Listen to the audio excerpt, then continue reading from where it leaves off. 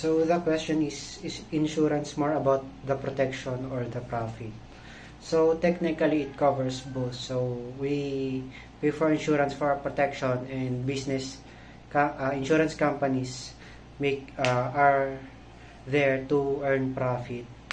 But before I answer that question, I want to give an example. So if I have a car insurance and I accidentally have a car accident, so I would go to my car insurance company. But when I ask them for my insurance, they will ask for so many questions as if they don't want to give me my insurance.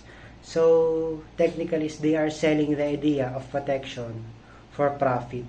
So my answer is more on profit, because the main purpose in the first place of a insurance company is to earn profit. Because why would they make a company if they will not make any profit for it? That's all.